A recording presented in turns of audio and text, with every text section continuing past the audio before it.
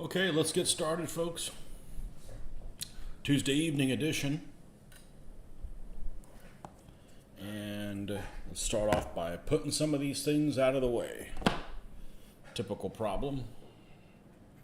And this is what we have completed on these bows so far. We're just going to go hide all this stuff right now.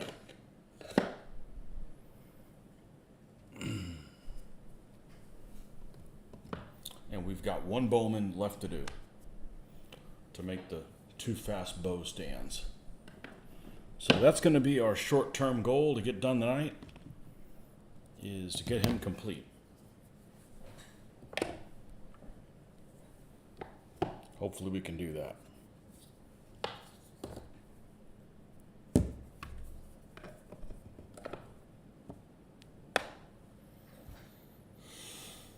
You don't have too many things out of whack here. All right.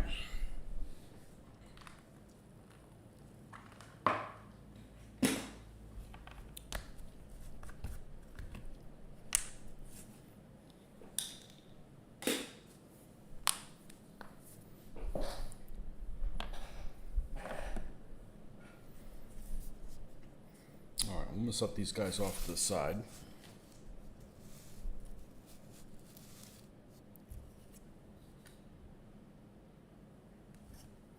And based on the other guys that I have, I want one that has a light colored shirt and some kind of brown pants. That's buff, that's white. Let's see what I come up with here. About this color right here. Ice yellow. Let's try using this ice yellow. And that's going to be a tall order here because this is one of these colors that's either too old or I think it was never in good shape when I got it.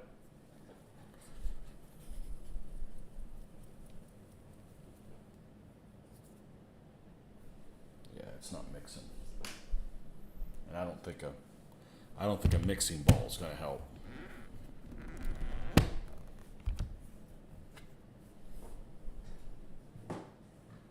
About ready to replace this damn thing.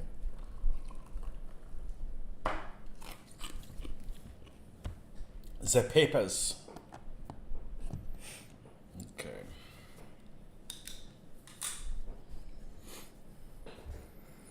Still no mold smell. Let's see what we're dealing with here. Oh, there's still life in this. It's just shit life.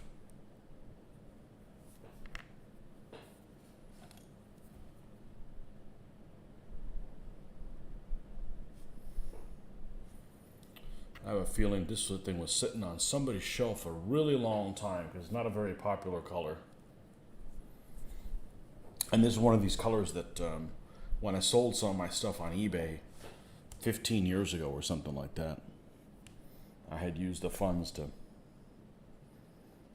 try to get every color from Vallejo at the time that they had. Now they've added all kinds of Panzer colors, this and Vallejo Air, game color, all kinds of stuff. So that doesn't really apply to that. But back then, there weren't that many colors in there. And I think I have them all with the exception of maybe 6 or something like that of the originals. So I had mailed order this ice yellow, not knowing what it looked like in person. And I have a feeling it was a color that the nozzle on it broke off, like from dry rotted.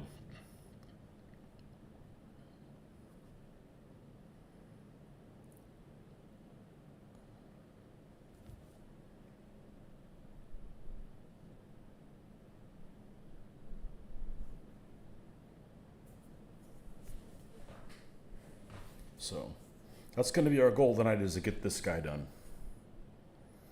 I think that's very achievable.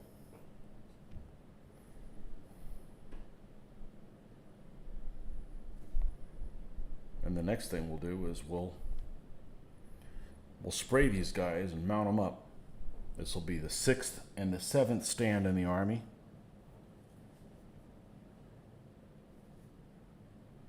Then we're probably going to go ahead and knock out the other 3 light horse.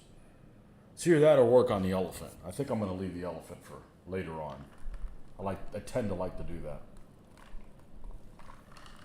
that. It's just 6 light horse figures I got to paint. We're going to be under bombardment yet again. I've had about enough of this. Well, I'm not going to disconnect this time.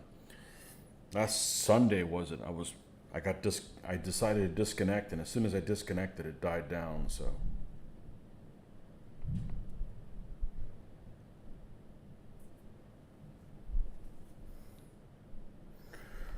I don't mind the rain, but the lightning's getting stupid.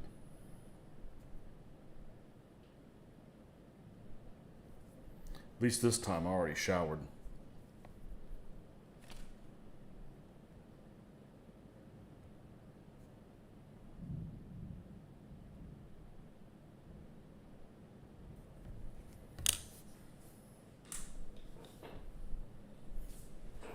Let me take a look at something. Rain to stop. Well, I'm glad I took a look at something because I thought I'd plugged my computer in and I didn't. I need to get with my producer.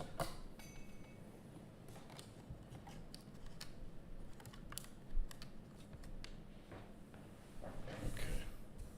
Let's take a look at this.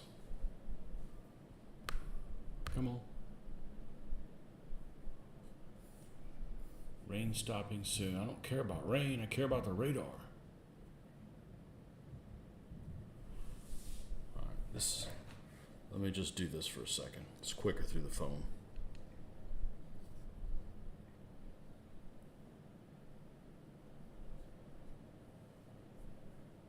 Phones are better at a lot of things.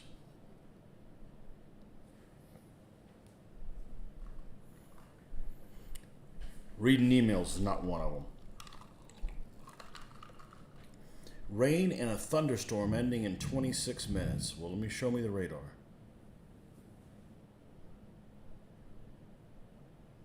Okay, it's pretty nasty, but is it coming this way? Not really. Okay.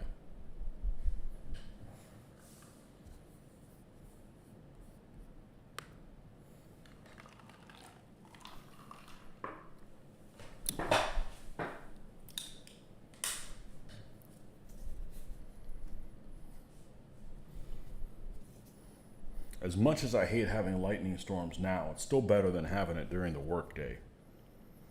That just literally makes everything hell for what I had to deal with.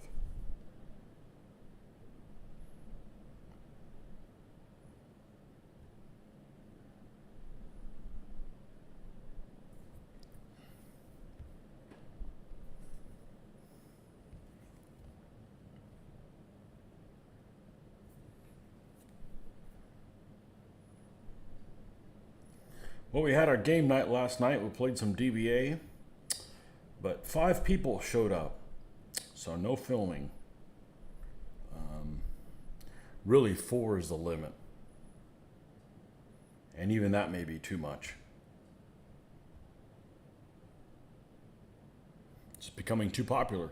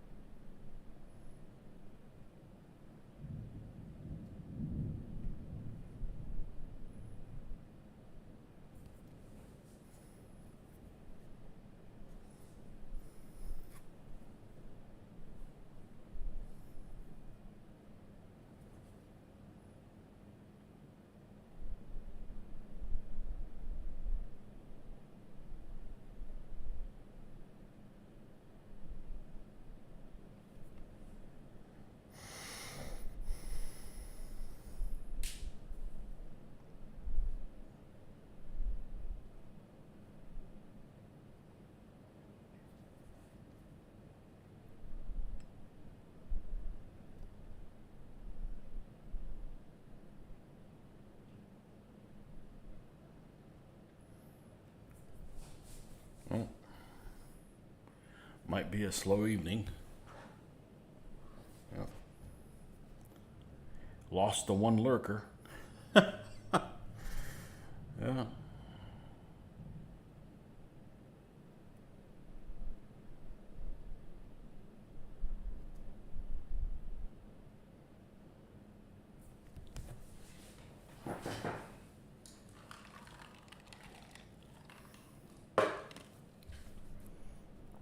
It happens. It happens.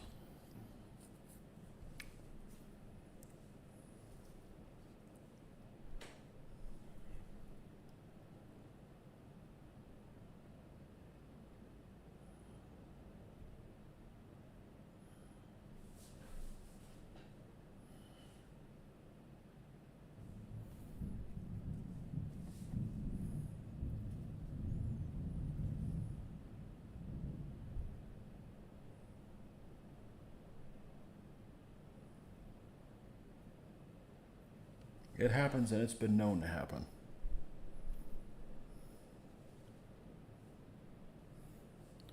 And I already know for a fact we're going to need another white.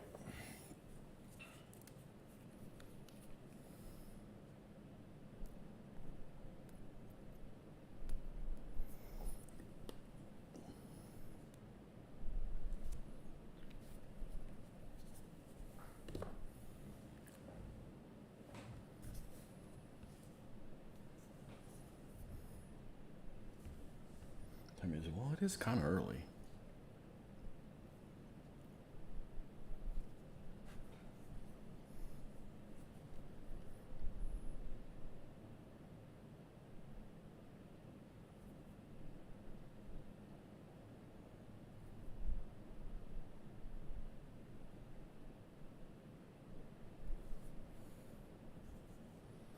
Hey, Mr. Kevin.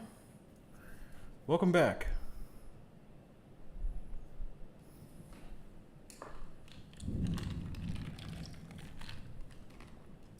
We're under bombardment from Mother Nature.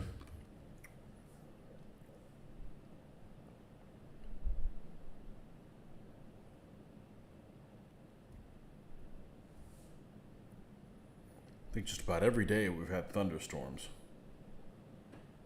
Luckily, it's not been all day long. And luckily, it's not while I'm at work.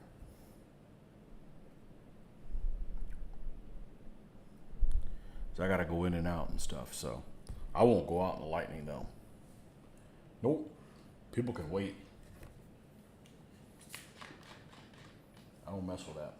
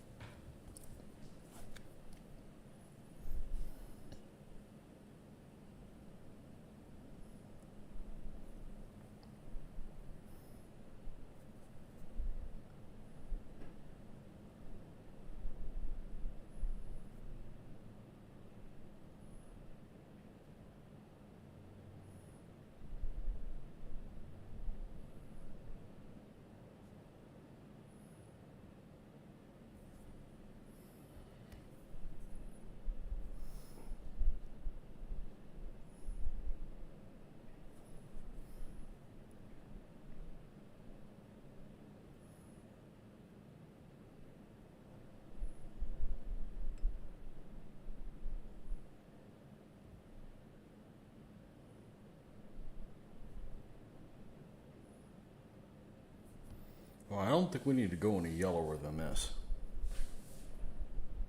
I think this is just fine. We're gonna have a little bit of white here for some contrast.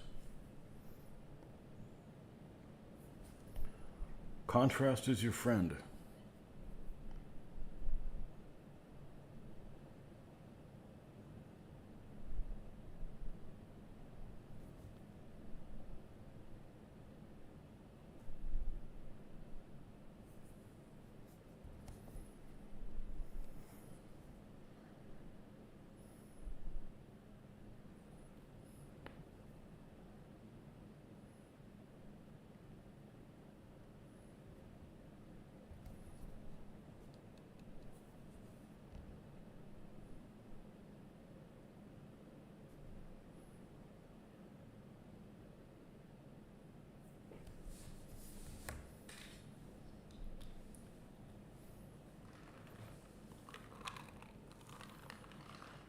I was saying just before you got on, a little bit of a slow time.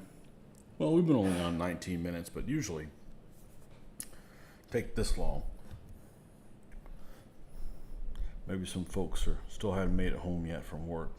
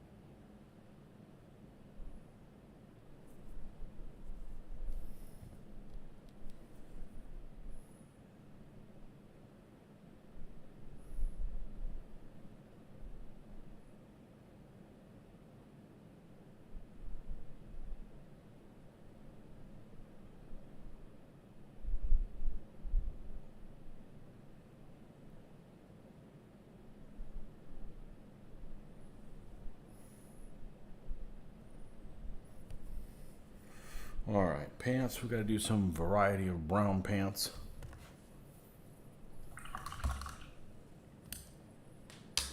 Anybody got them SS camel black pants? That might be them. Let's go ahead and grab it, or whatever the hell it's called now. German camouflage. Both the same color. It has the same code. It's 822.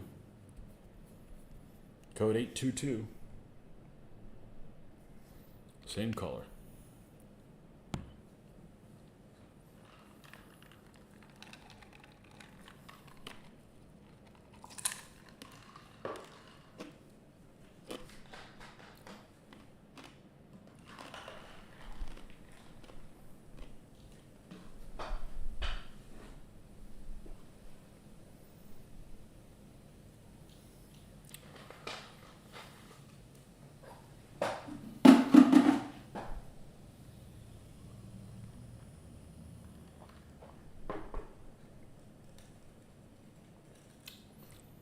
Still haven't heard anything from Gladiator Miniatures posting the pictures of those figures on yet. Must have a lot of orders to do. Something.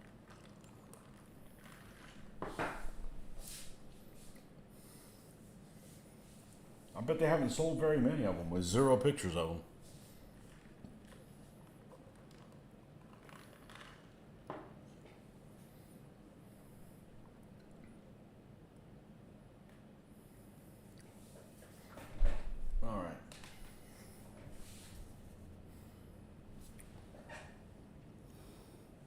Went to Maricopa Con on Saturday. Great time. Just a one-day event. I think you were talking about that was your first con that has been in that area in a while. Due to, you know what? Things need to get back to normal. Things need to get back to normal.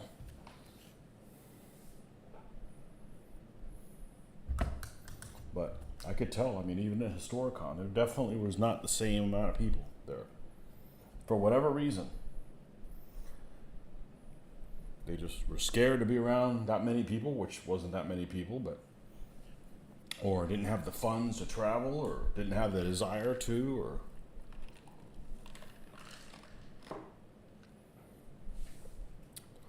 maybe they didn't want to travel because masking was optional, just like I didn't want to travel when it wasn't optional. 3-day event, went on Saturday.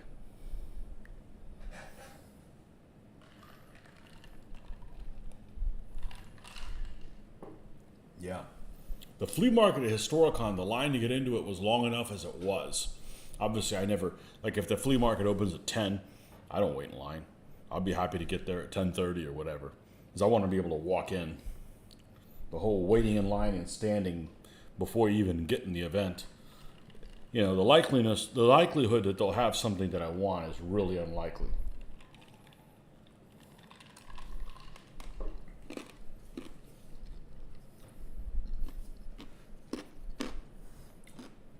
And if I don't know what I missed, if I didn't know what I didn't buy, no harm, no foul.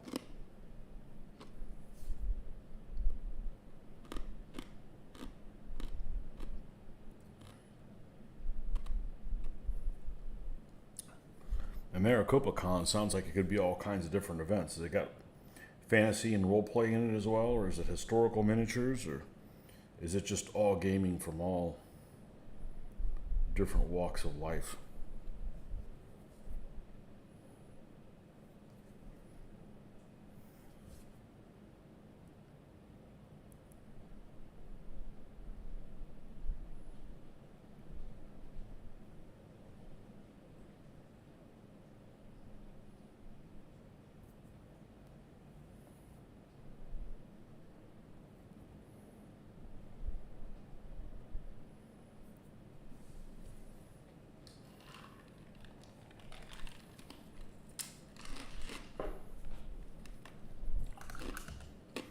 I'm sure there's some people that are like, I'm not going to go to a con unless everybody's masked.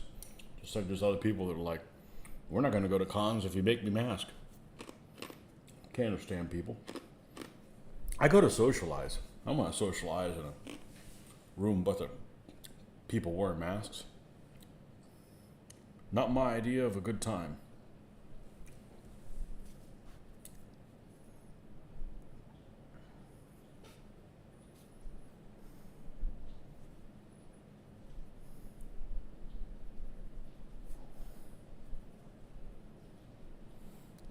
Just board games, card games, and RPG.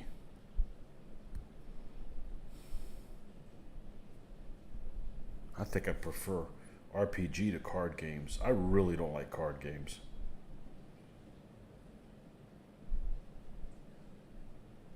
Because all card games are pretty much collectible, aren't they?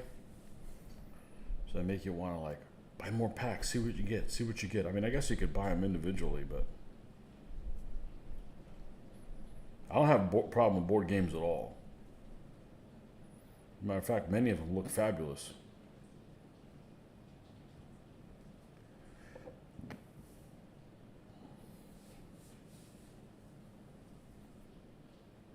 So no historical miniatures. No?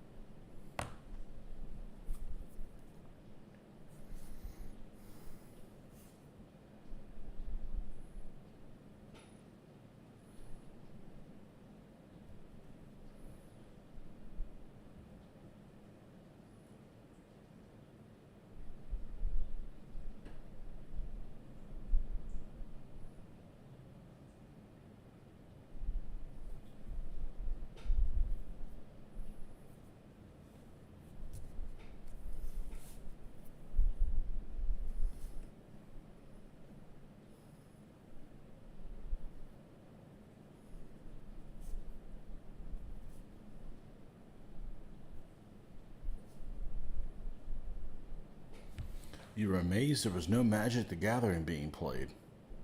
Huh. Good. I used to work at a hobby store in the early 90s when Magic the Gathering started, and we hated Magic the Gathering people.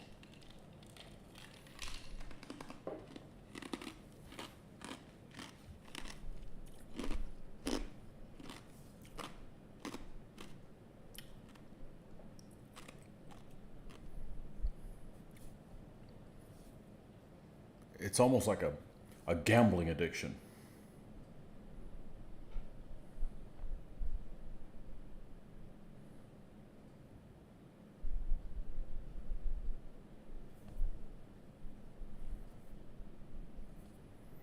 All right, that'll work for his pants. Let's do his bow. This guy shouldn't take long to do.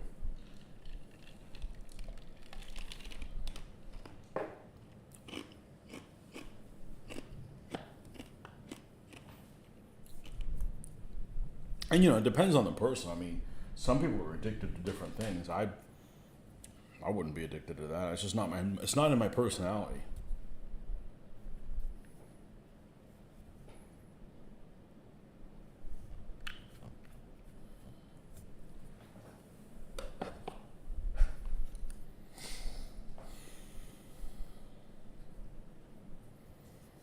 It's not my personality.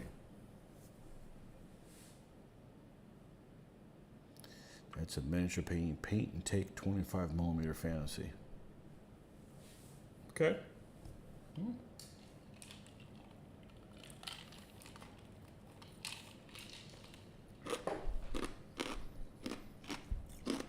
Paint and take, so what is that? They have donated figures and you show up to paint them and then you take it with you?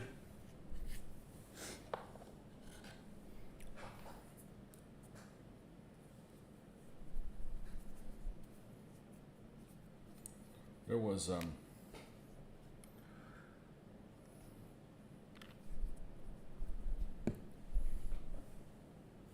Mr. Gross, welcome. There was a box of stuff that somebody had put on a table of take it if you want it at Historicon. And I didn't take anything that I wasn't going to use. It's just, why am I, wasting something? Like they had Flames of War books. I think one of them was even like a campaign book or something like that. I'm sure it was earlier editions. They're beautiful books. I'm just never going to play Flames of War, So I'll leave it for somebody that will.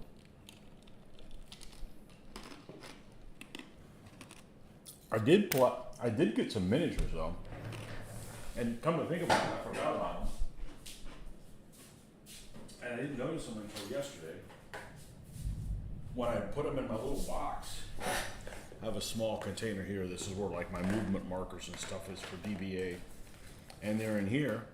And I meant to look at them, but on game night, kind of busy. Let's see what the hell we got here. Yeah. I'll leave this open so I can put them away again. And this was in the take them if you want them pile. I think all this stuff was in the take them if you want them pile. And let's see what we got here.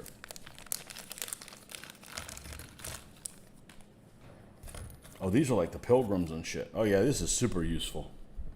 Hey, maybe I'll build a camp. What's that like? Got some horses that look like they go to a wagon or something. Museum, no doubt. And some horse holder chaps.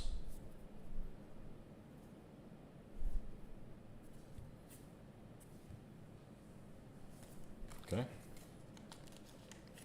I don't have any of those. Or I didn't have any of those, I should say.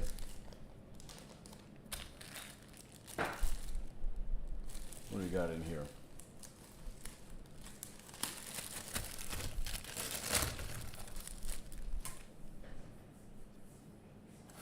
Now we got an assortment of weird things here. These are some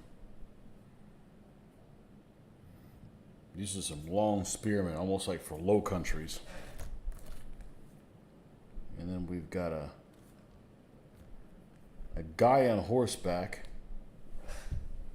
This looks like it's tabletop miniatures with a lance. A Spanish guy with one arm. Oops. Another one of these guys with the Low Countries pikemen.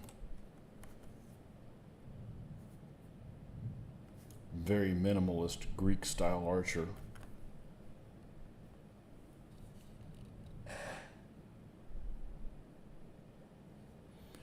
Use the Flames of War book as reference for painting vehicles and soldiers. So much of that stuff is online. Like, I just left it for somebody else. I didn't need it.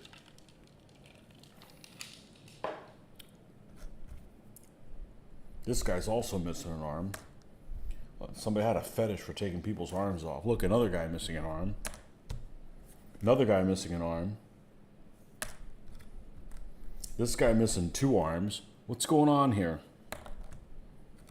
Another guy missing an arm. Another guy missing an arm. Are they miscasts? Maybe they're miscasts. Here's another little Greek style archer. This is like the charioteer to an Essex side chariot. That's what it looks like.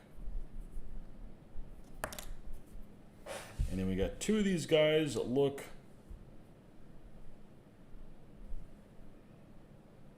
almost Viking-like, or Anglo-Saxons on mounted. Maybe you can use these guys in my Scottish army. Anyhow, pick them up. And I know why a lot of people got rid of them. Like, I can't deal with these guys with only 1 arm. I don't know. I don't have the heart to throw them away. I won't be putting an arm on them. I don't even know who they. Some old school style figures for sure.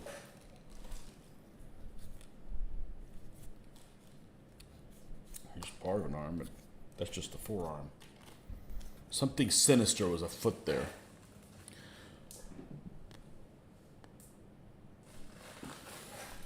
Well, the arm's cut off like here, so I don't know. It looks like it's almost a miscast or something. And then what's these guys that are prime black?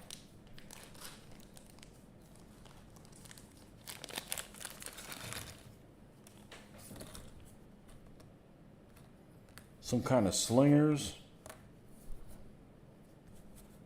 Another slinger. Another slinger. Are they all slingers? All slingers. I don't know. Maybe I'll give these away at a con. And I don't care that they're painted. Just the figures are kind of sorry. Okay, well. Now you know why you were giving them away. I honestly didn't take much of a look at them.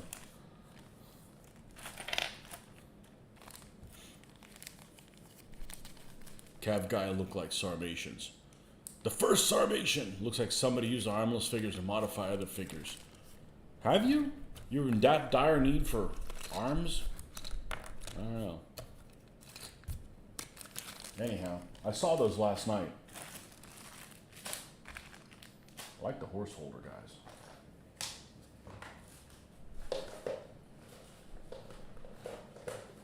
I'm hoping I'm going to get a message here in a moment from Gladiator Games saying, "Hey, I finally posted pictures of those figures." Yeah, they're the ones trying to sell the figures. You kind of have to put pictures of them if you want people to buy them.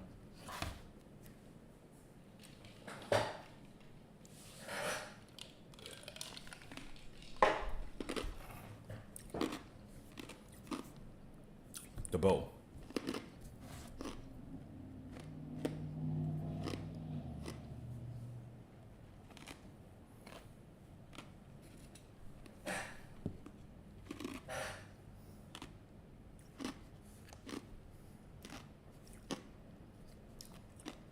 So when this is done, I'm probably going to do the 3 other light horse.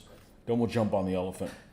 Then we'll do the cavalry commander. Then we're done. Then the white Huns are done.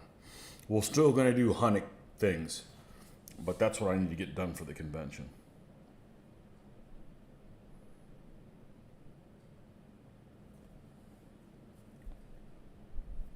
Then I'd have to get 2 more cavalry guys done, 2 more cavalry stands done, and a Saloy stand, and then the Shung Nu are done.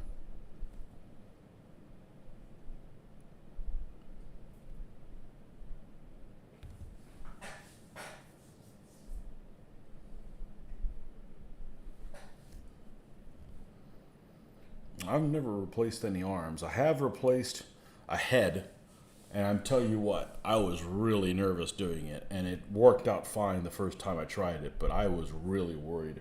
And I made sure that the body I used was one that I had lots of spares, and the head was one that I have lots of spares. So if I screwed it up, I had other chances, but I was really careful. The problem with when you're doing it is it's not so much taking the old head off.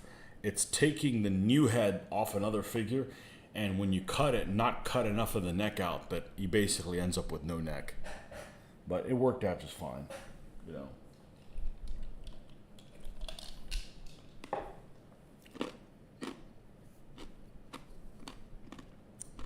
That was from my Hungarian leader. Remember those losers? The army I can't win a game with. Well, I can win 1 out of 3 or 1 out of 2 or whatever they're up to. They got a bad record.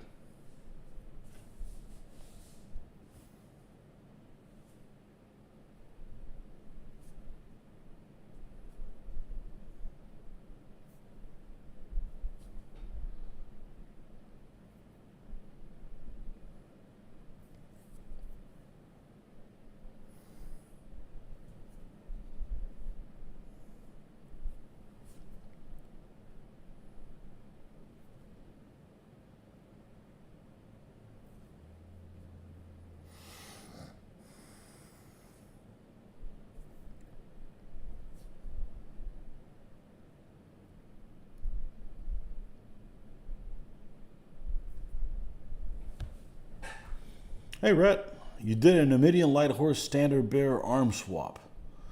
You just did it, huh? One good thing about plastics, easy to mod. Did you know the white Huns were mostly likely had a mix of Asian and Caucasian features? Yes. Well, I know that, yeah. But if you use minifigs figures, you can't tell that on the faces.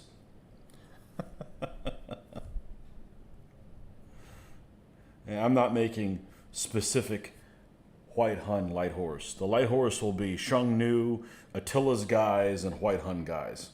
They're all going to be swapping around. So.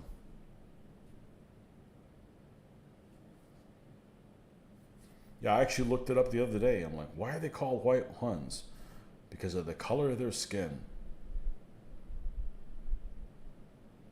Okay, because there were some red Huns. The color of their skin too, or they were just commie bastards? They were ahead of their time.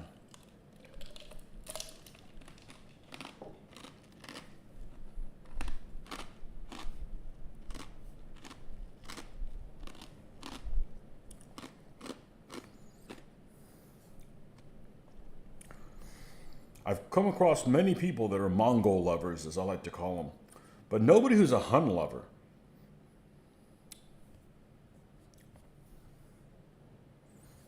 And, you know, to me, it's the same thing. They're not the same thing, but they're the same reason to like one over the other.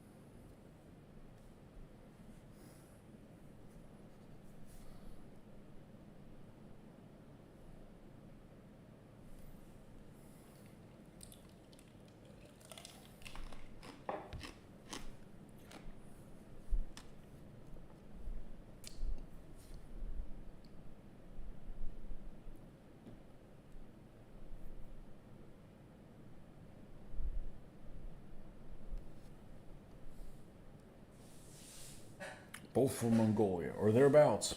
Yep.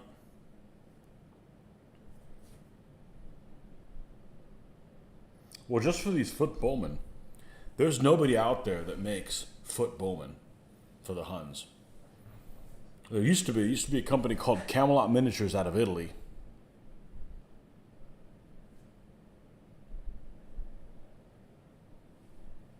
Perhaps the Huns got a bad reputation from World War I. The Germans were called Huns. I would beg to differ. I would bet that the Germans were, well, I don't know anybody that like I said, that likes the Huns, but I've said it before. Would the world be a worse place if the Germans would have won the First World War? I don't think so. I'd even say there'd be a lot more people alive now if they had.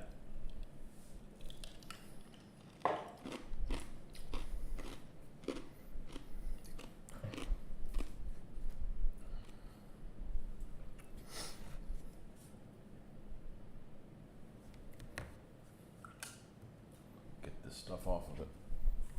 War shouldn't have happened, but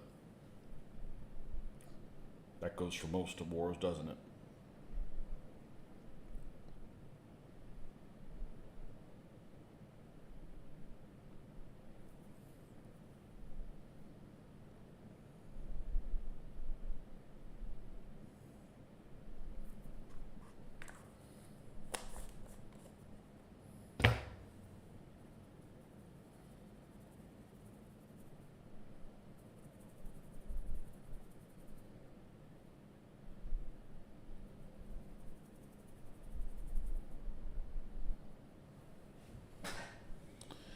British officer called Germans Huns because of their pointed helmets, reminded him of the Huns.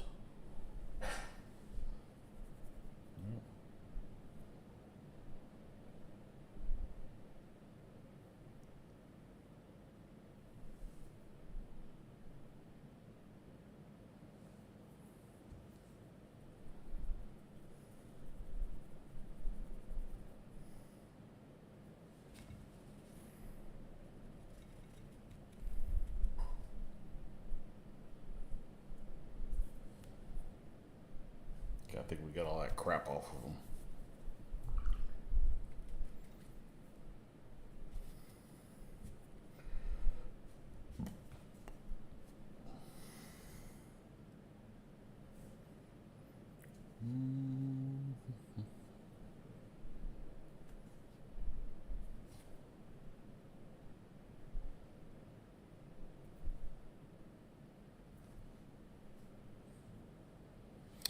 No way of knowing what happened, but it's fun to ponder. Alternate history is a fun subject for novels. Yeah. Well, it was a stupid war.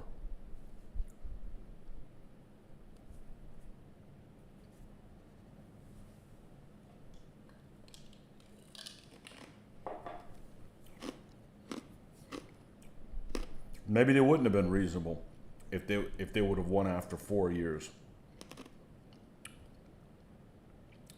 And then it still causes a second World War. So,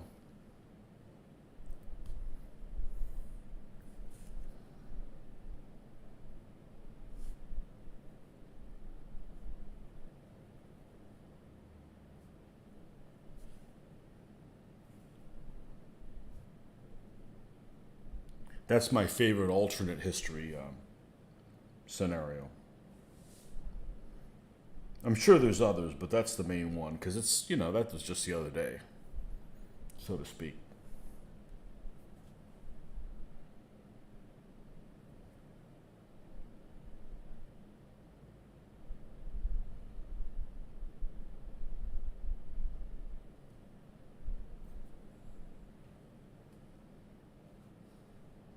All wars are stupid. Common folks always get the shaft. That's right. People caught in the middle. I just watched a movie this last week. I finished it this last week that Mitch had recommended to me. It had a really boring title called 1944. And it was kind of unique because, it does take place in 1944, but it's about Estonia. And probably depicts the only movie I've ever seen with units in SS uniforms that you don't think that they are the worst human beings on the planet. And I may have talked about this earlier, but what I was not aware of that when they could not recruit foreign troops into the Wehrmacht. I did not know that. I don't know why, they just didn't. So what they did is they recruited them into the SS. So there was an SS division or regiment or something like that, Estonian unit that was they were in SS smocks and all that, and it starts in mid 1944 as they're retreating from Estonia, and it's interesting because you see the viewpoint from them, and then halfway through the movie it switches to a different Estonian character who's on the Soviet side. So, with the exception of the size of a couple of explosions, I think the movie's pretty realistic. I think the only gripes I had about the whole thing was the sound the MG-42 was making was not like an MG-42. And there's an airplane that drops bombs at some point that would not have been that small. There's no bombs that fall out of a plane that make explosions as small as a grenade or smaller. Other than that, I thought the movie was pretty solid. It's on Amazon right now. In the U.S., it's just called 1944. I don't think it's got anything after that, but worth watching it once. They even went through the trouble of there's a scene where a certain vessel's bombarding the shoreline, and they used the right vessel for it. I was impressed. Being a rivet counter, I was impressed by that.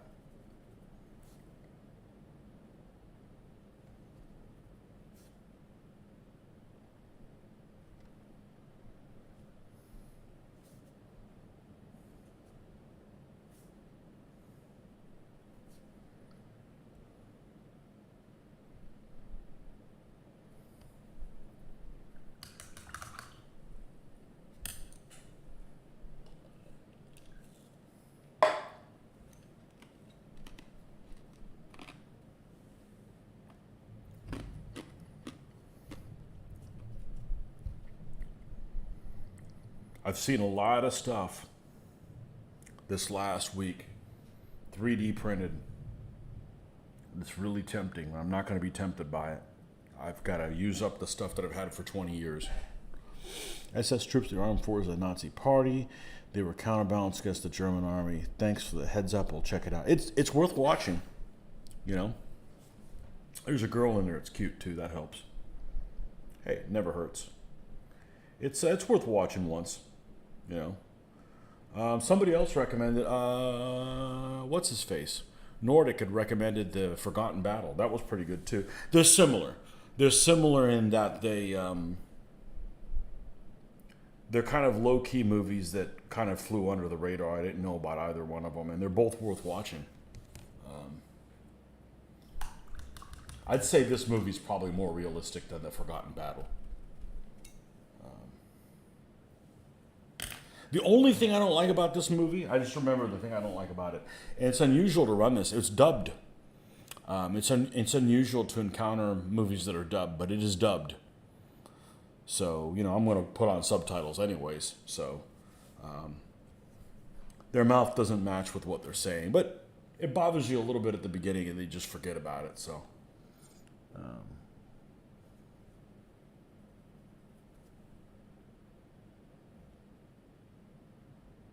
it's worth watching, I think.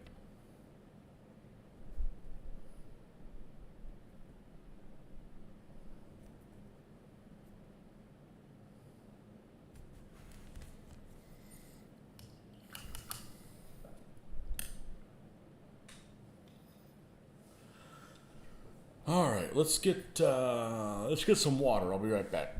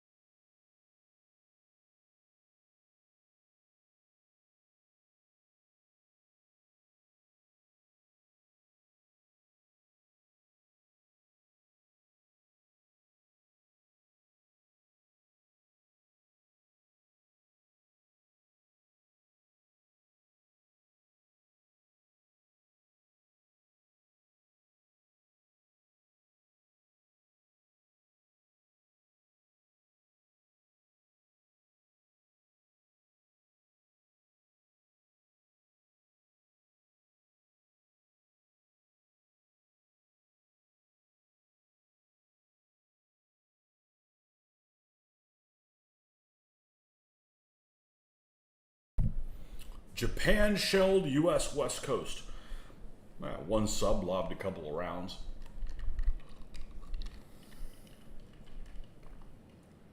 Could use some of that right now.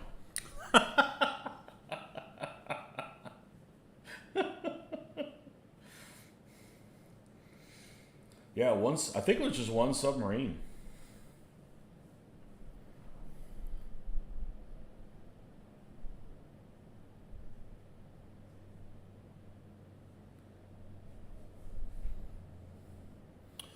You've purchased some 3D printed figures, not large amounts, just wanted some look at it. They're the future of the hobby. Well, I hope it doesn't put regular figures out of business. One thing I had never considered, it never occurred to me, this get the miniatures while you can because they may not be available anymore. That never occurred to me. That was a possibility, but these figures in particular, not necessarily these figures exactly, but this manufacturer called Battlefield Miniatures, no longer around anymore. And not these in particular, but some other guys, I got them as soon as they were released, but that was 20 years ago, so I guess, I've been on the 20 millimeter, away from 20 mil for a couple decades. And yeah, some of the stuff isn't available anymore.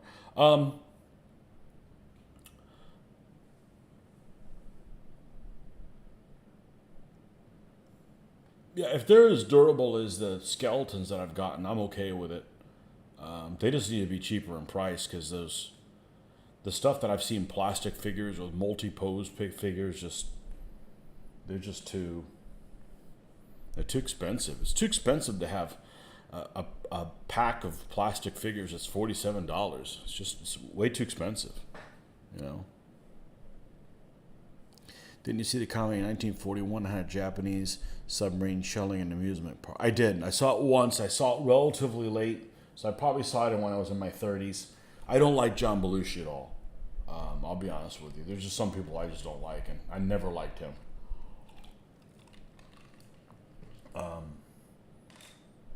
Yeah. But somebody did recommend, and they recommended it to me before, but they just recommended recently to watch that comedy called Allo Allo, and I'd never watched it, and I realized it was on Amazon. I watched 20 minutes of it yesterday and stopped watching it because we're gonna attempt to watch it as a family. I think it has a lot of potential. It's really, really funny. So, no spoilers, please. But I know how the war ends. But I always have fond memories of Hogan's Heroes, watching that with my dad. But I think this is significantly better. So, and I've got, what's the worst thing that can happen? I'm going to be motivated to paint some partisans. So, which I was already talking about doing earlier. So, I got them around here somewhere. But yeah, there's a lot of 20 millimeter stuff, buildings and stuff that I think are relatively affordable. I just have stuff that I've had for 20 years that I need to paint before I can justify getting any more. You like Robert Stack as Eisenhower. He played the part perfectly. Eisenhower's in that? You bought a 3D printed at a con, dropped it, and broke into pieces. Yeah, don't drop figures. I don't think they'll do well.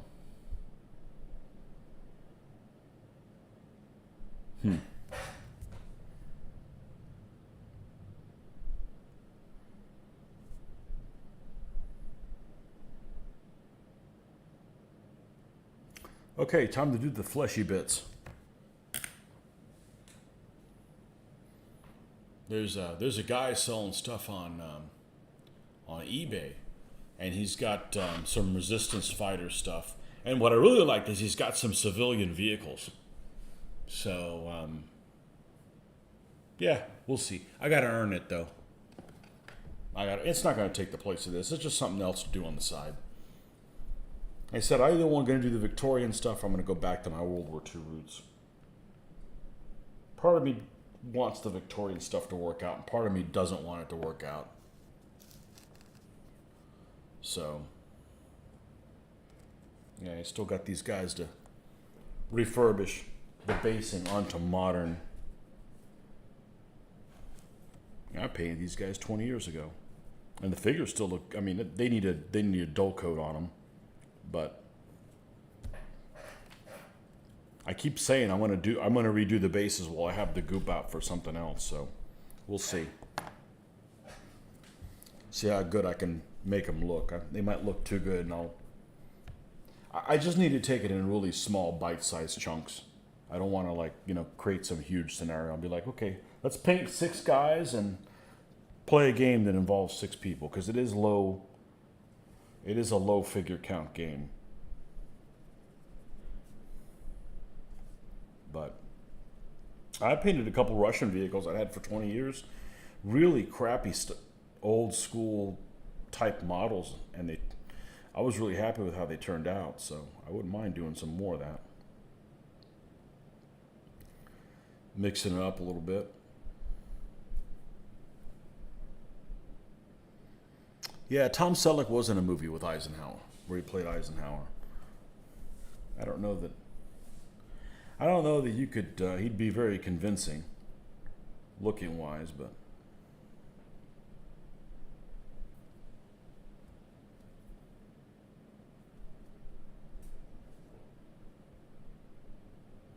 And then wasn't Tommy Lee Jones was MacArthur in something, wasn't he?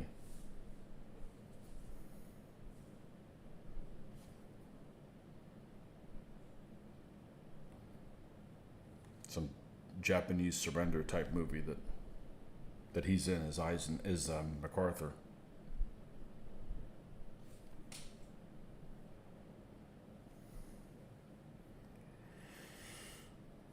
It's getting real difficult to find where I left the last bit of color. So we're definitely going to be switching this thing out, or the paper, when we're done with these figures.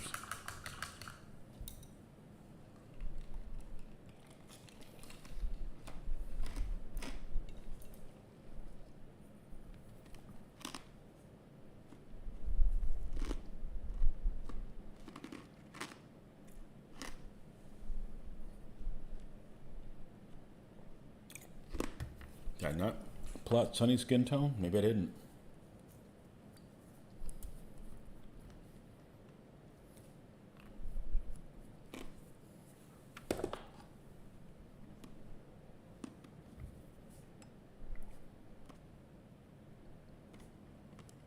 There it is. This is where it was.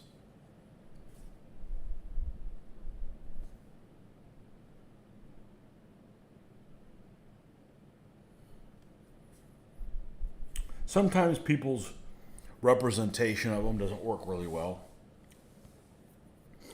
It's going to be hard to top George C. Scott and Patton. I don't think that's a great movie, but I think he did Patton great.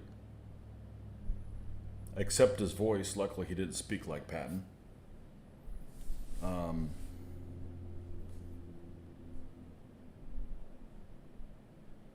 had trouble watching.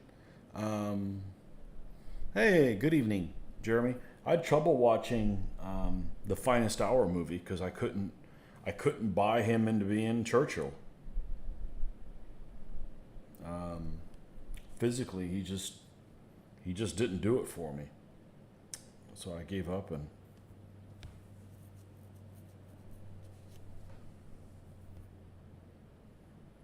I mean, I already know what happened, so.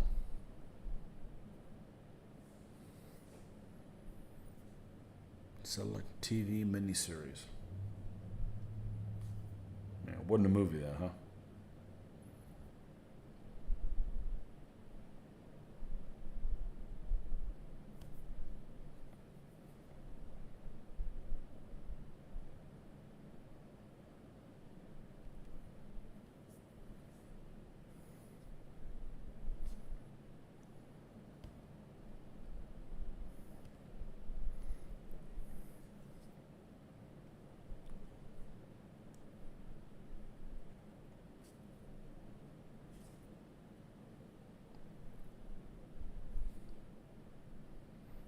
Patton had a high-pitched voice. Yeah, he had a voice that just didn't go with somebody who's...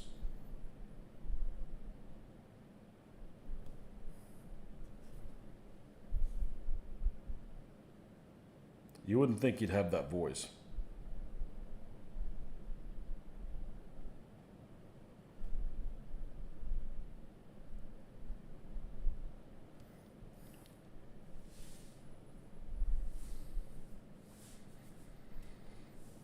Yeah, I was just talking about that. I didn't care for it. I didn't care. I couldn't get the Gary Oldman out of my mind. You know, I didn't care for it just because of that. It didn't work for me. It didn't work for me.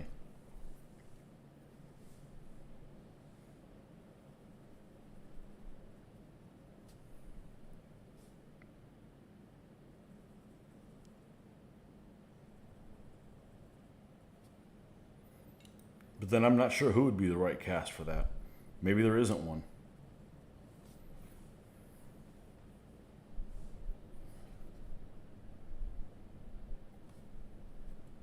You know, the reality is there's just too many things to watch now. We have too many options. So when something stops being like great, I'm like, I'll watch something else. And then sometimes I won't, but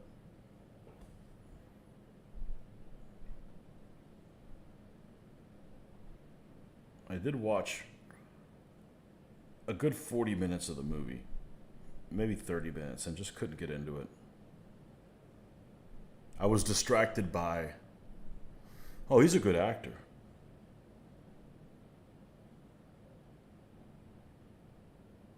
My favorite movie that he's in that I can think of right now is The Professional.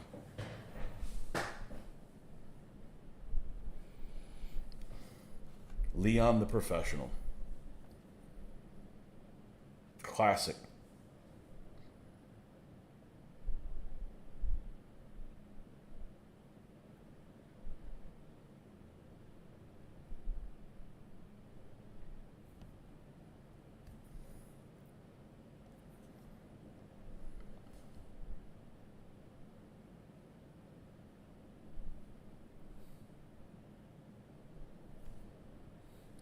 There's a miniseries about the Rough Riders. Can't remember who played Teddy.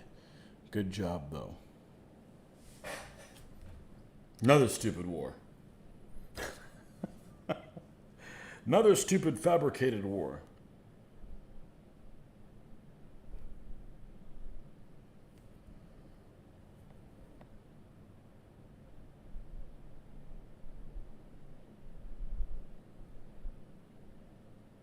So I really haven't had a problem watching any kind of war movies in the past. And I still don't really have a problem watching any war movies in the past.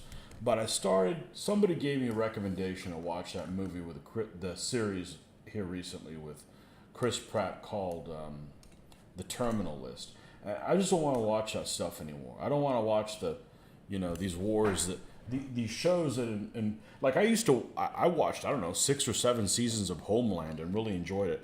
I don't want to see them anymore. I don't want to see any programming that involves the U.S. being involved in all this clandestine shit all over the world that basically doesn't solve any problems. It's probably in the last 4 or 5 years I'm just fed up with it.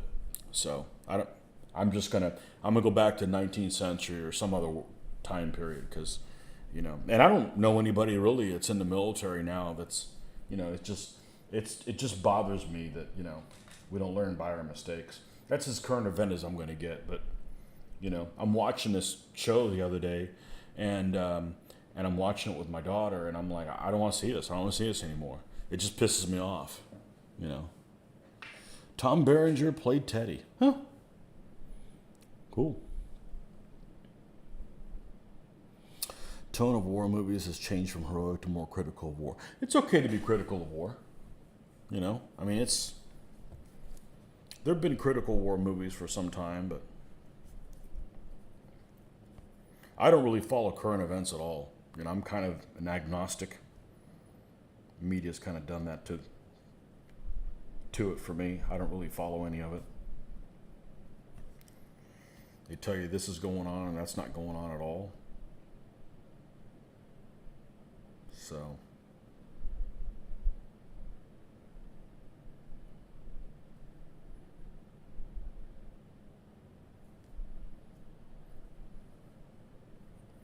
I really just don't want to see any. I don't want to see any programming that involves us risking our blood and money for shit that's, you know, not going to solve anything.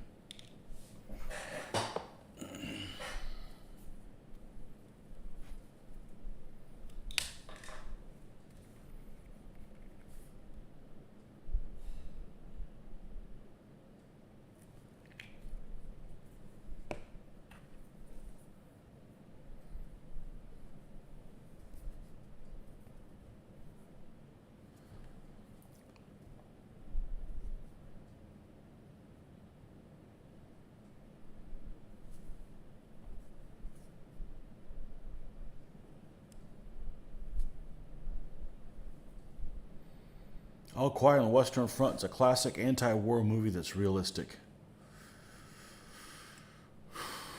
Didn't care for it. I didn't care for it because there was too many distractions in it. You had John Boy in it, and then you had Ernest Borgnine in it. And I just found those two guys distracting. If they would just put normal people in it.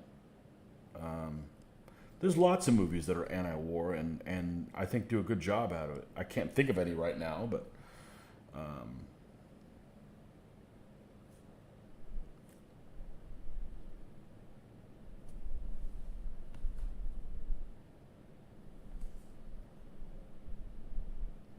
what the hell was John Boy in recently? Was he in Homeland? I think he was in Homeland. And I didn't even watch that show. I remember when I was a kid and that show was on, that Little House on the Prairie. I'm like, oh my gosh, why would I want to watch either one of those two shows? But they were both on like at the same time. I'm like, oh.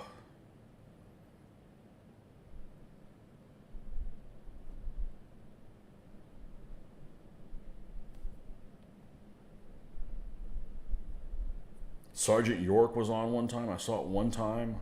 I'll never get that time back. Cross of Iron, of course. Demarcation.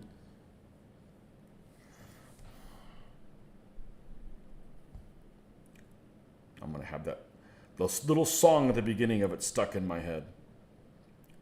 The little Nazi nursery rhyme. That's what it sounds like. I used to like that movie when I was a kid because it was the only thing on the Eastern Front at that time. You know? Now there's all kinds of stuff.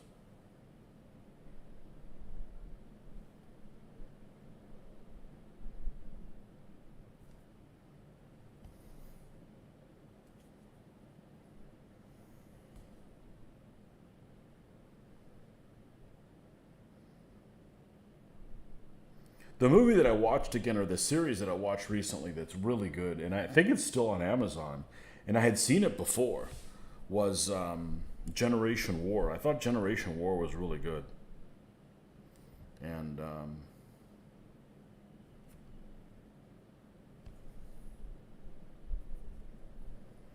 it's basically 3 movies. It's like 3 2-hour movies or something like that. You're talking about the one that was made in the 20s. That version was silent and black and white. Oh, never seen it. No.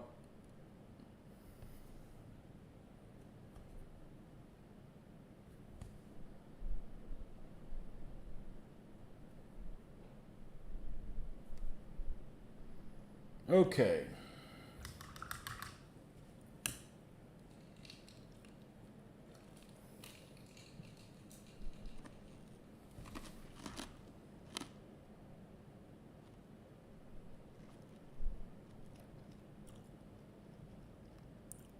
We need a mid-brown hat color. Something like this.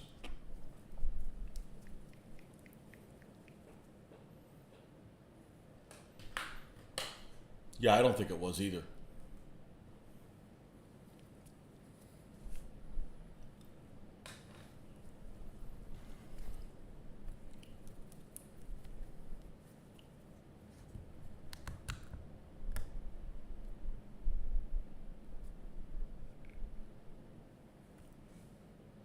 Well, these lids at least stay propped up. That's a plus. I just need a little bit of it. Oh, let's not use that. That's one for faces only.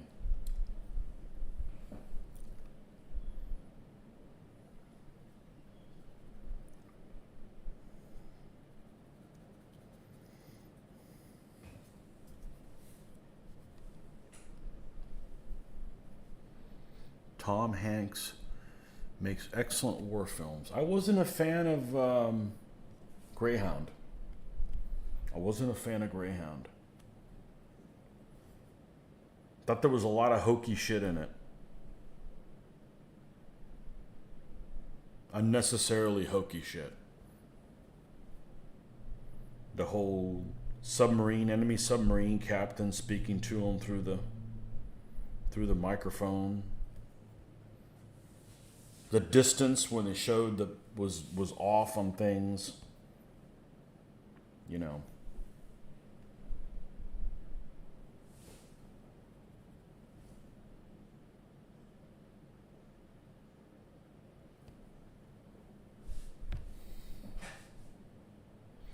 HBO did a depressing World War II movie 20 years ago, and Trumpets Fade. Yep, I saw it. It was with a guy being carried on his back.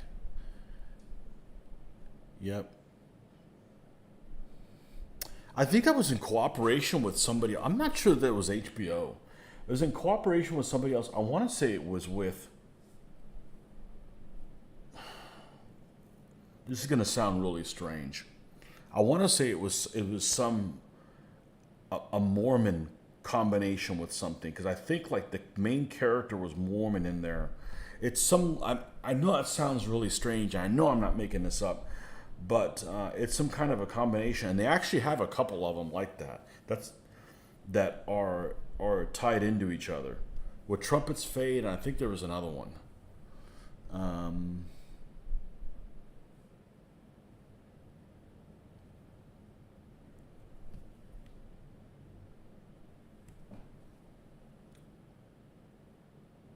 Yeah, I'm not making that up. I wouldn't have made that up. I could make up something better than that. But yes, it did not have a happy ending. I actually have it on DVD somehow. I think it was one of those, like, you got it free if you got Saving Private Ryan or something like that. Yeah, it is about 20 years ago. Yep.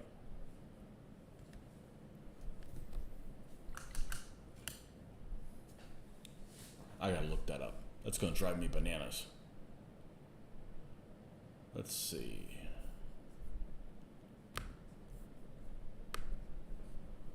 When Trumpets... Yeah, it took a Battle of the Bulge thing. 1998 film, so it came out before Saving Private Ryan? No, Saving Private Ryan was...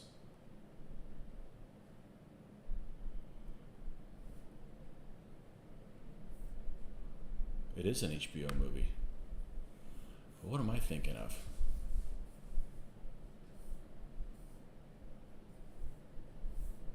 Cast, production. Maybe I'm thinking of a different movie.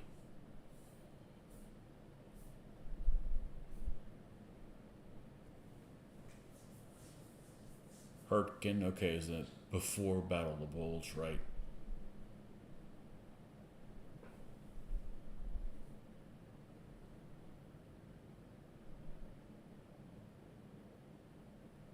Maybe I'm thinking of a different movie.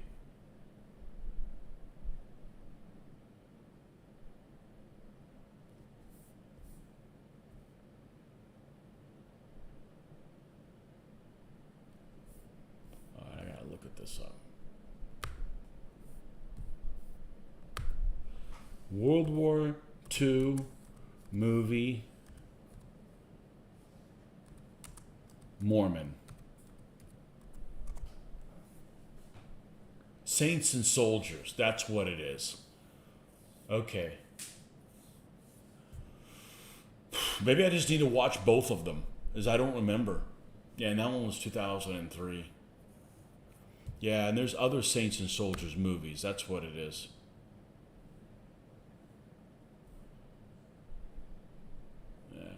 Now I got it. Now I've got to watch that stuff again.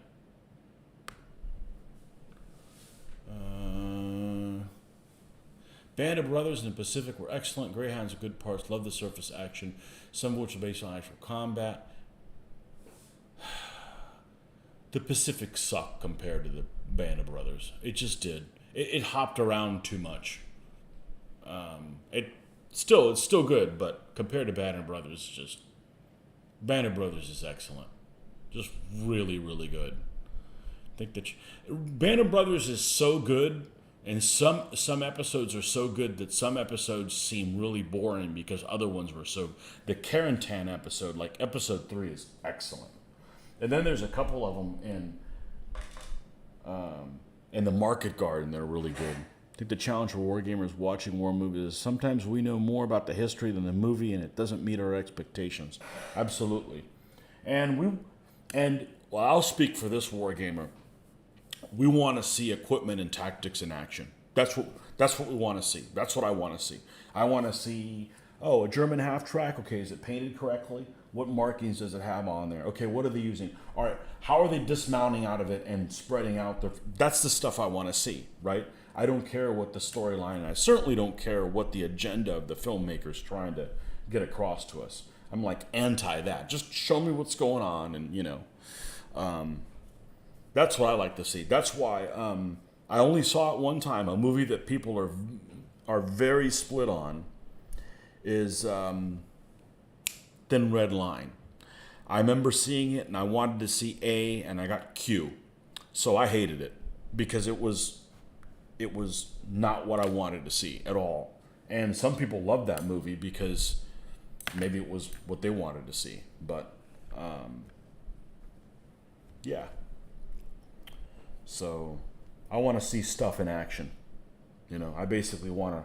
I want to see like those guys that do reenactment, but like 1,000 people doing the battle, not the 3 that showed up.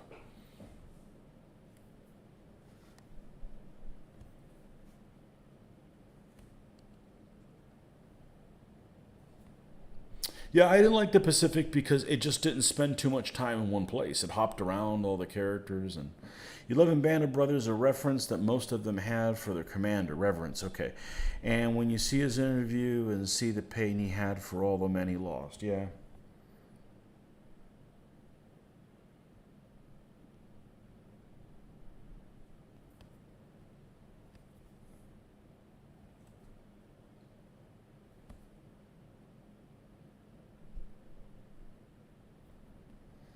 I never read the book, but I did read Citizen Soldiers, and I think Citizen Soldiers is excellent.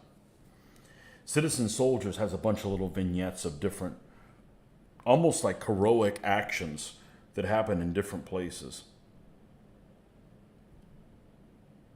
And I really liked it a lot.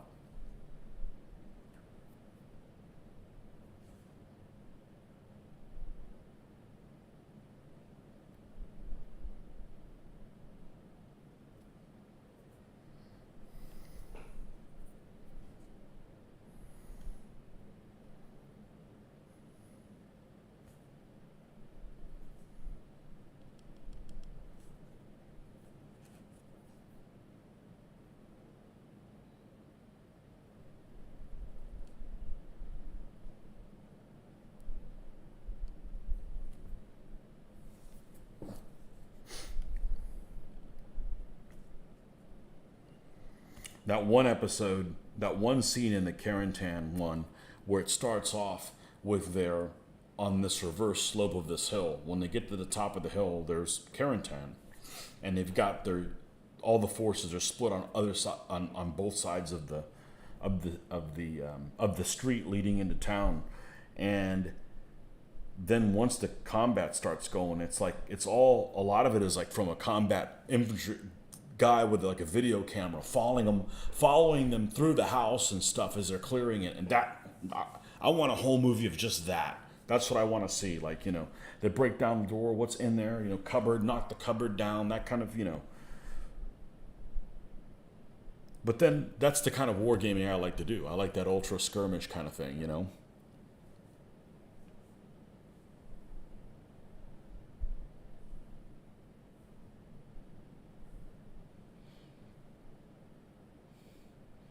Ambrose is good as telling other people's stories. Didn't he get busted for plagiarism or something like that? I remember that was a. I don't know whether that was a thing or not, but seemed to hear that was. He was accused of that. Whether or not that was true, I don't know. I happen to enjoy that book that I read, by the way. So,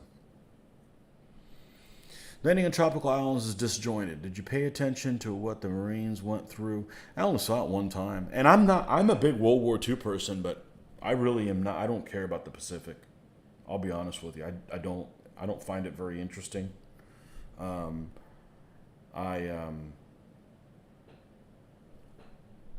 I know a bit about stuff that involved Guadalcanal, and because of the surface actions, because we used to do a lot of naval wargaming, and my buddies were all in the Pacific because it had Americans in it, and I'm like, okay.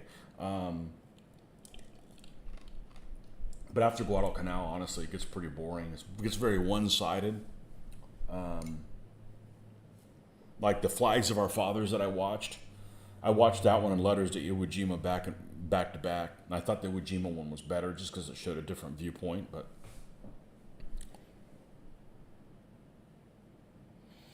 you want them to do a series about what the sailors went through the Pacific.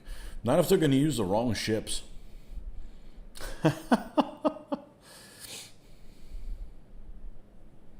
Other historians criticized him for not being a true historian and not really researching things. Well, that's different than being plagiarism. I thought it was plagiarism. Okay. Well, I think he tells a good story, so I don't have a problem with him. Honestly, I feel like he died well before his time. Same thing with Clancy. Both of those guys died relatively. Well, I don't remember how old Stephen Ambrose was, but I don't think he was in his 70s. So, you think I'm wrong about the plagiarism? Okay, I hope so.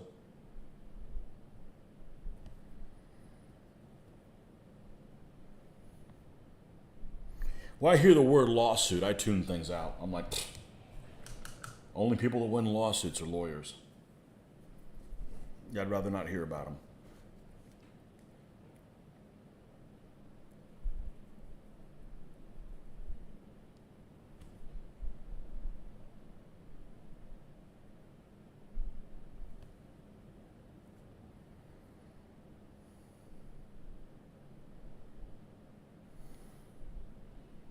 I'm never hoping for people to do bad things. So, there's enough bad people in the world. We don't need more of them.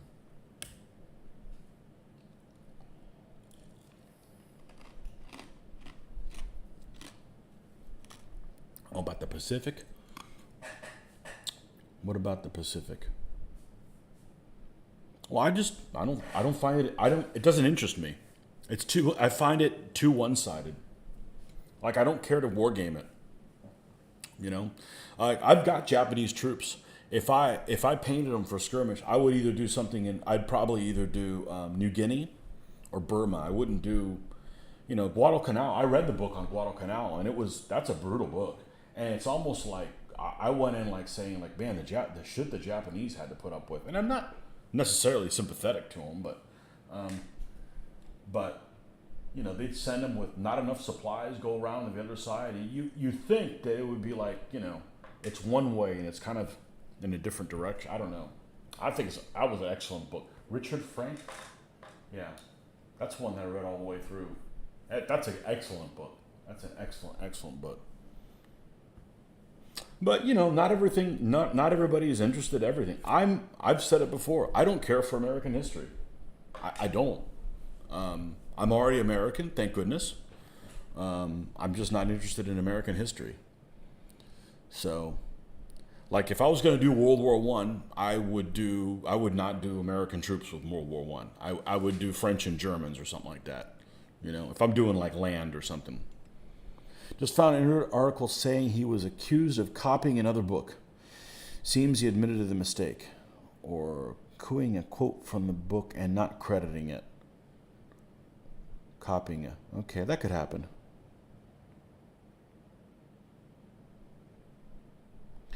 Japanese never gave up. They fought to the end. Okay. I'm not denying that. It was just very one-sided. You know. I mean, maybe it's 2020, but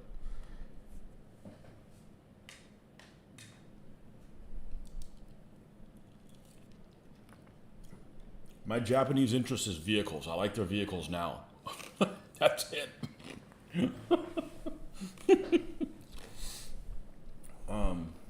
And I've got some Japanese troops that are awesome looking, sculpted from combat miniatures. I don't know that I'm ever going to get around to doing them. They would be fun to play. Absolutely would be fun to play.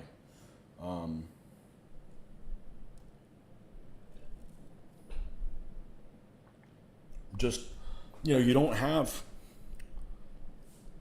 opportunities for tank warfare like the Eastern Front and stuff like that. It just doesn't interest me. You know, I can't be interested in everything.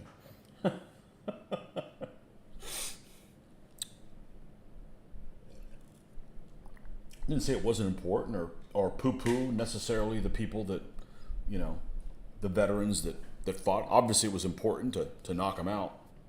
But from a wargaming aspect, it just doesn't, you know,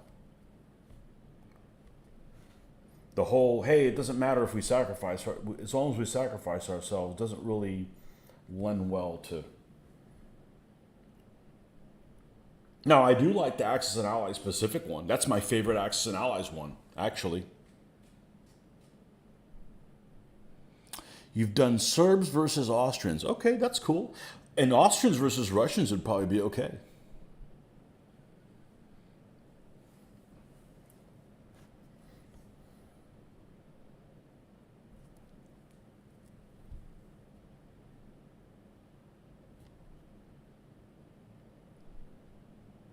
And I have done, we've done naval stuff up to Guadalcanal. We've done ABDA stuff with the Japanese and the Australian, British, Dutch Americans. Actually, I ran a campaign for that. That was a fun campaign.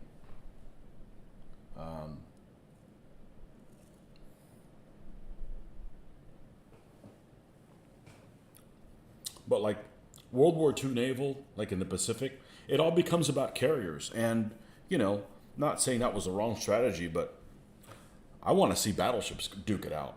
You know, I don't get excited about aircraft carriers. I don't. So, and I like the early war U.S. stuff.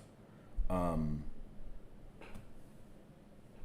know, as a matter of fact, that's the reason I got. Time to switch hats. That's the reason I got this hat, because it's freaking awesome. With their early logo. That's the logo I like. So, you start doing late like 44 stuff in the Pacific, and it's like the American stuff is, you know, one type of light cruiser, one type of destroyer, one type of this. It just, I'm a painter and a war gamer. I want variety. It was the right way to go, but I'm just saying for variety, you know. And I think that's why stuff like the Germans in particular are so interesting to a lot of people, because they have one of these and one of that. You know, one of the many reasons they lost the war is they didn't specialize in different things, but they were all over the place. But as a modeler and a war gamer, that shit's interesting, you know.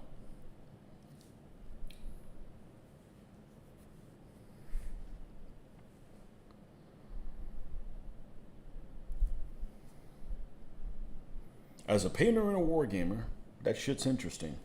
Where is the one for the...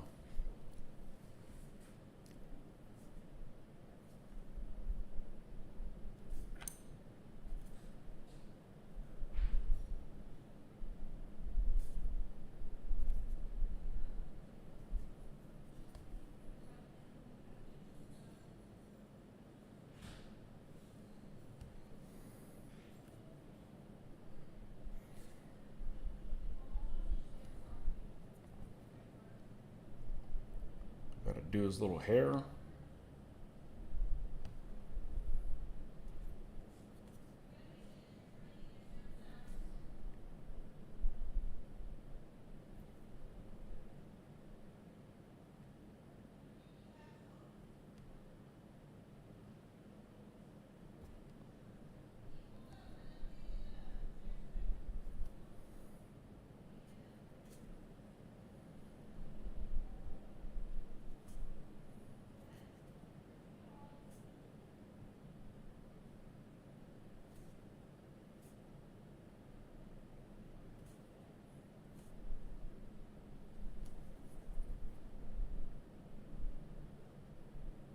Oh, I'm getting gummy.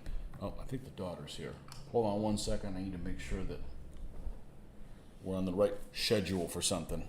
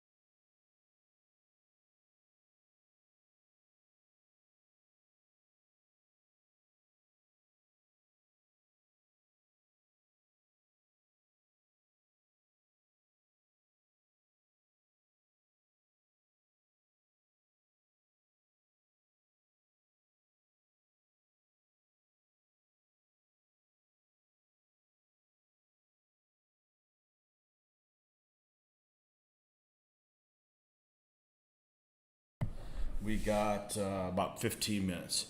One side, my father's destroyer took 3 kamikazes off Okinawa. They survived, which is amazing. It was much more than carriers. It was tough, brutal, and boring war, much different than the ETO. Yeah.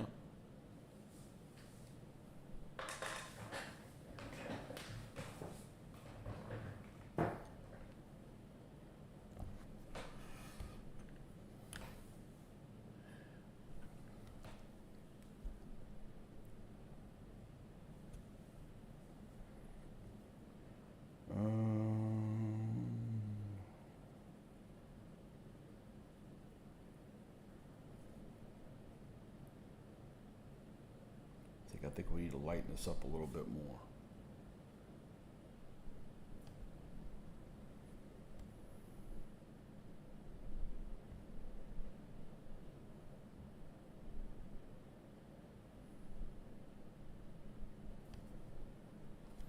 Okay.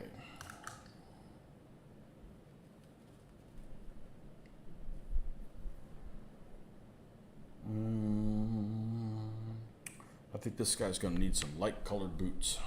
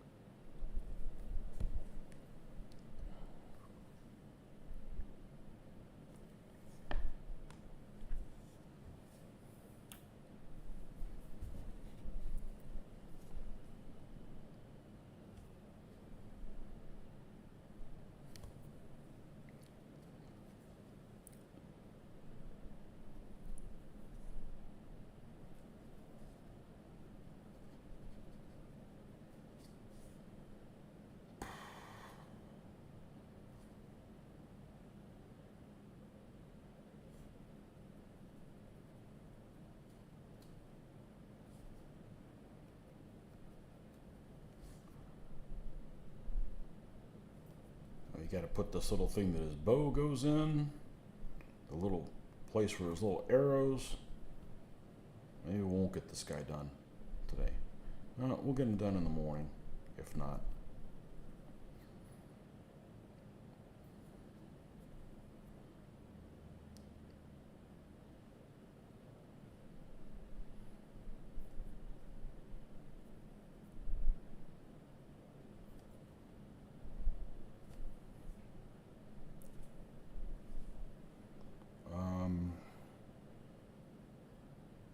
Here.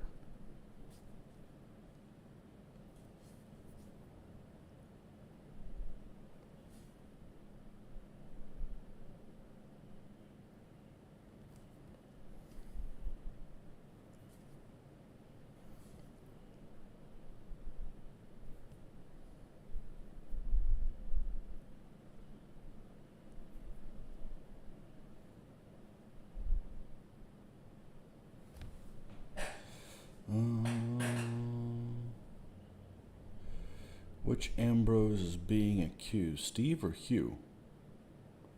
I didn't know there was a Hugh Ambrose.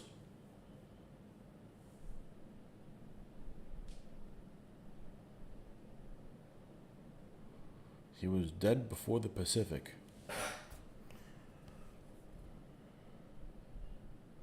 I liked it that he did, back when we had the History Channel, he frequently was on as an interviewee.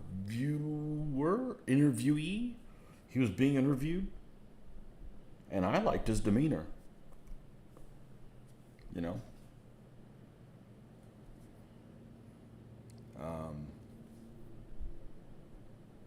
Not every historian they have on those things is my cup of tea. I never really cared for. I don't care how much work he did. I'm just his presence. I never really cared for another guy that's dead. Shit. Keegan. I never cared for Keegan, and Keegan was on a lot of things. Now I read one of his books, or started to read one of his books, and you know his writing is fine. His presence was just didn't do anything for me, or. I'd watch some of that programming with my dad, and there was a historian. There was an English historian, and his name is like Simon Schama or something like that. And he can't stand still. He must have some kind of a condition. And he was just like, I remember my dad saying, my dad was already older. He said, "Man, that guy's got like something. He's got like an itch in his ass or something like that. He can't stand still." I still remember laughing about that. Because he'd watch history programming with me. He wasn't a war gamer, but I got my history interest from him, definitely. He wasn't a war gamer. I'm trying to find out where the hell my tweezers are, and I know I dropped them down in here, and now I can't find them. And just think, I'm more organized than most people. And it's still not good enough. They're here somewhere, I know. And I have a compartment here specific. There they are. They're facing the wrong way. They're not longitudinal. Not many of them are good in media appearances. Yeah.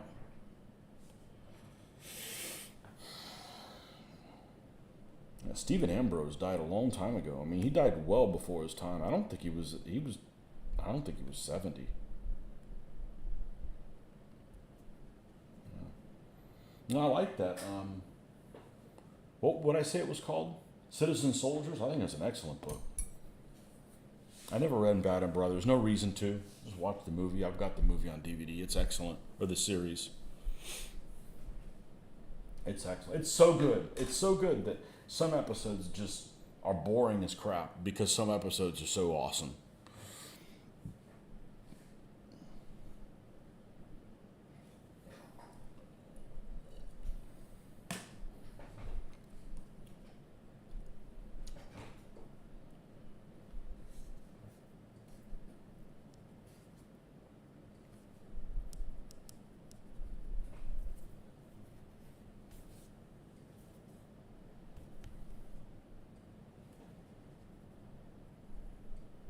But I used to watch it back when we had the History Channel.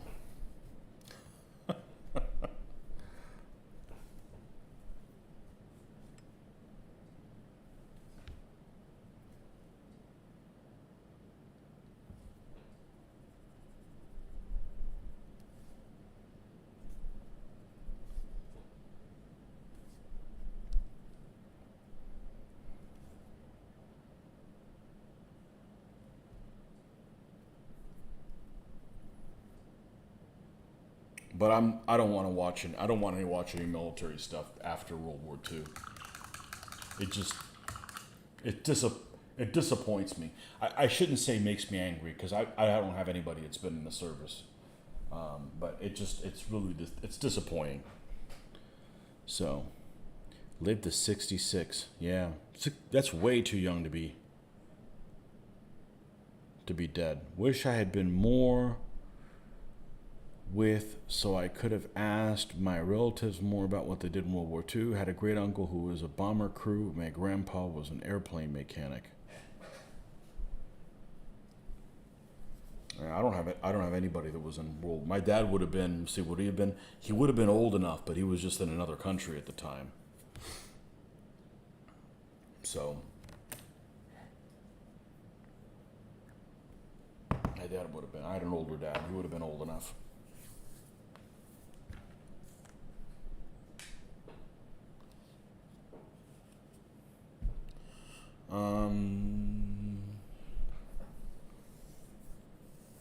We need a color for the sword.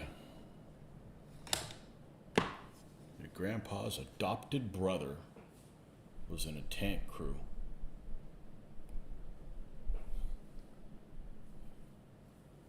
What tank?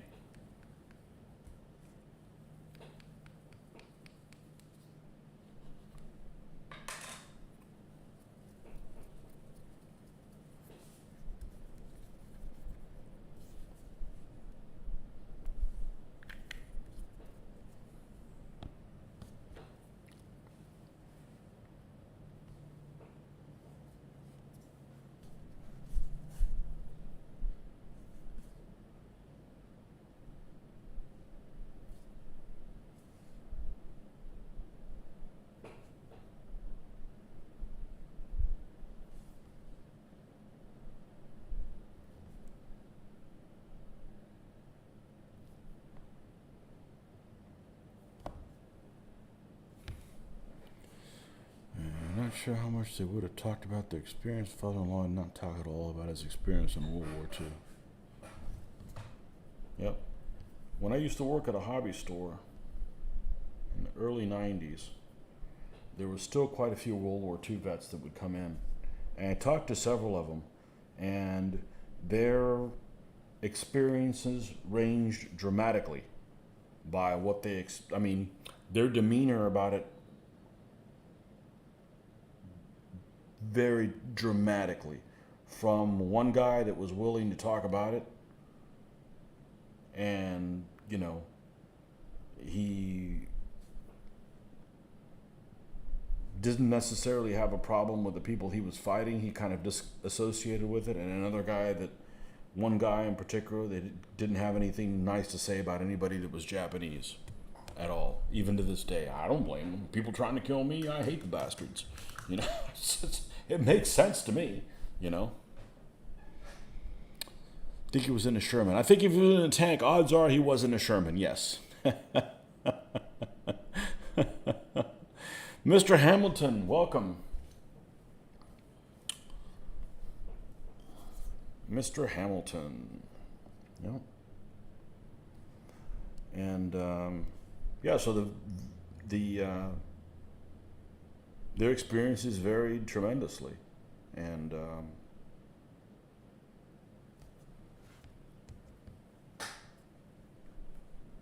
as they should.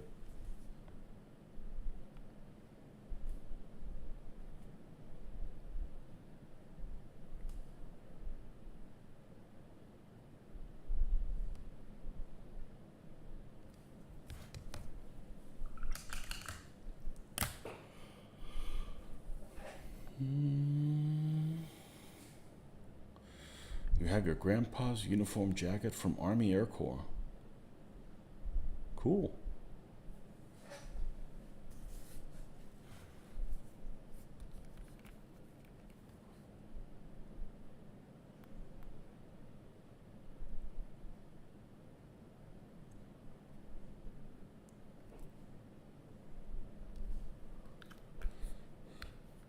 Things that people comment on.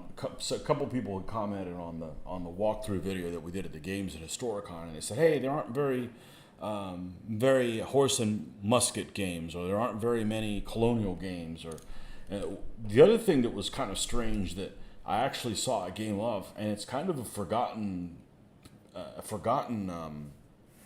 theater, is Italy. Italy, they don't do World War II Italy games.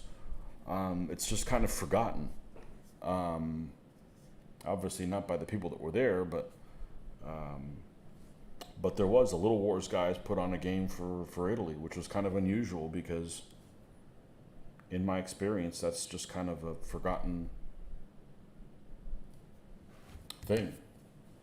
You know, they either do Eastern Front and even the Pacific. The Pacific has more than Italy. The family never saw the battlefield.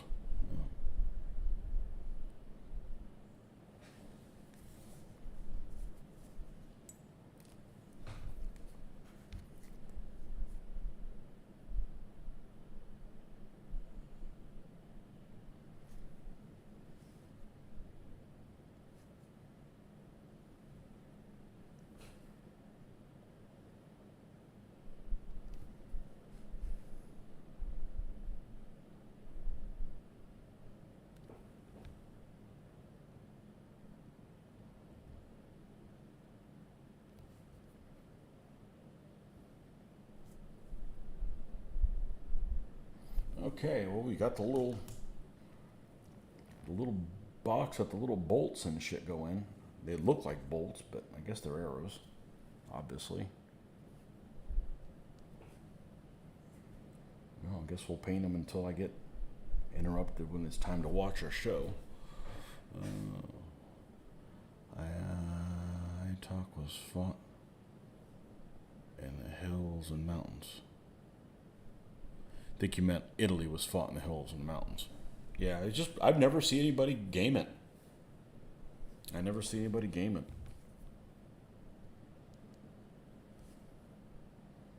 And obviously, it was important. Everything's important.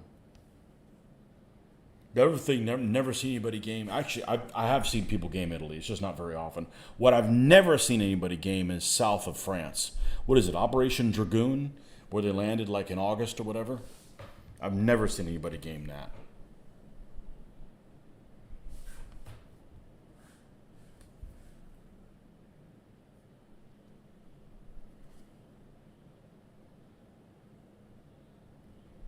One of the first video games I had was called Western Front, I think is what it was. And it had Normandy and it had Italy in it. And it's kind of a basic game, but you know, it was hard to make headway in Italy for sure. Because of the hills and mountains and that kind of stuff. Anvil Dragon. Never seen anybody do that.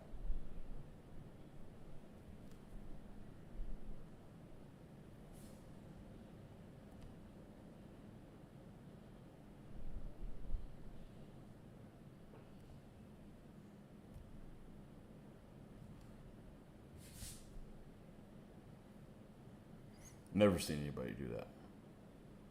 I mean, he didn't do it. Just didn't see it. Just like there's some. I've never seen anybody play any of the battles from the War of Austrian Succession. Never seen anybody do one. Never. Salerno to Rome. Yep. And beyond.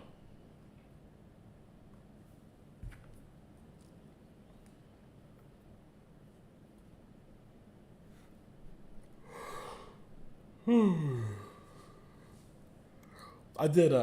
I have a printout of something was available online, and it was a combat log from some unit and some U.S. division that was doing operations in Italy. And I don't remember what it is because it's been 20 years since I looked at it. I got it printed up there somewhere, and it would make some interesting scenarios, I think. And you know, it's like a combat history type thing, and it's really, really detailed. Mr. Maelstrom, welcome.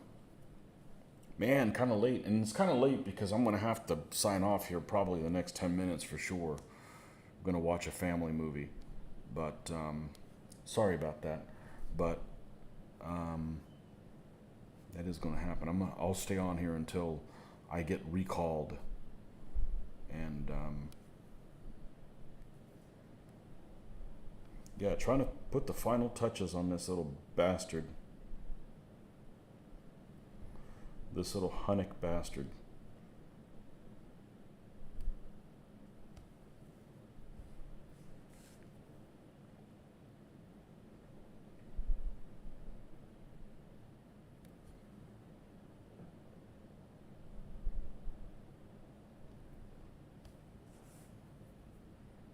I pick favorites sometimes. These guys aren't my favorite. I'll paint them. I realize they're not the good guys. Drop Zone, Southern France. I think that's one of my favorite units. One of my favorite U.S. units that has a symbol is the Thunderbird symbol. I think that's the 45th Infantry Division, and I think they were in the south of France, or maybe they were in Italy, or maybe they were in both. You know what I'm talking about? That's a cool freaking symbol. It's like a red and yellow Thunderbird symbol.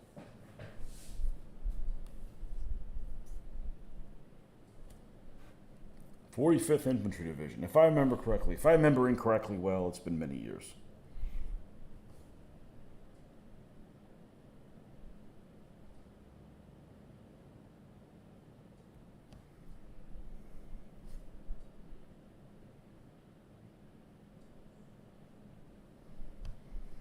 Where's the white at? Over here? Okay.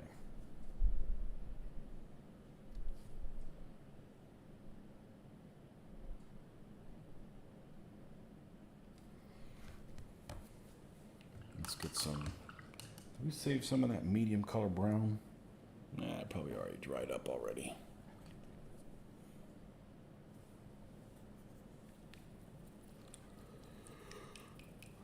Ooh.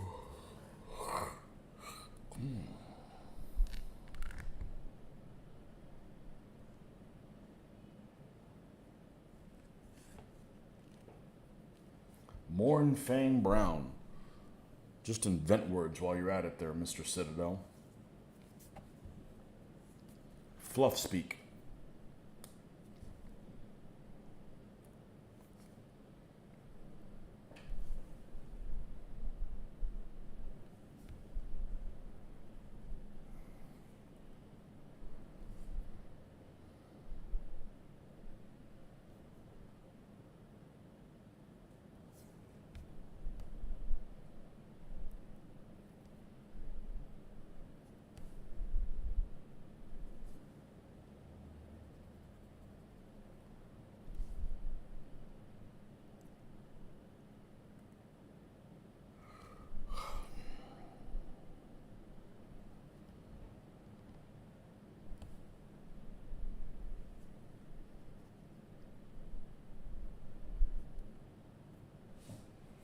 Okay, Steve, thanks for coming by.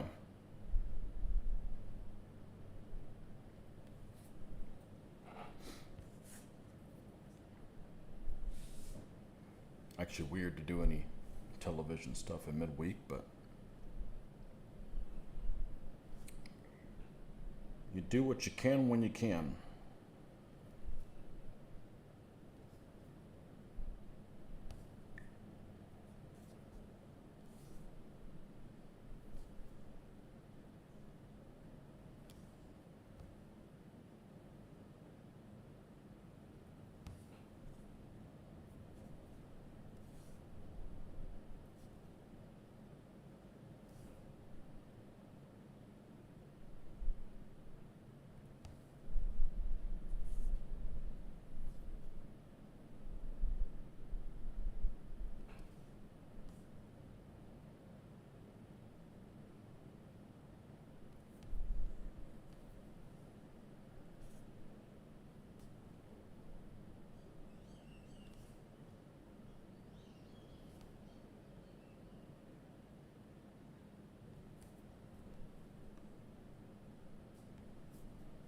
Oh, what we got left from this dude? Not much of anything. I think he's done. I think we did get him done after all. It's the 6th figure. Well, that means in the morning I can spray him. And we're frozen. At some point we froze. Okay, well, I won't bother unfreezing it because it's time to get off here. But yeah, that happened a couple times the other day. But okay, well, you guys have a good night, and maybe we'll catch you. Well, we'll definitely catch you later in the week. It just depends on which day. But when we come back, we're gonna clean this limited edition paint thing because we need some other space. But anyways, couple hour thing jaunt here for painting, and we'll catch you guys next time. See you, folks. Bye bye.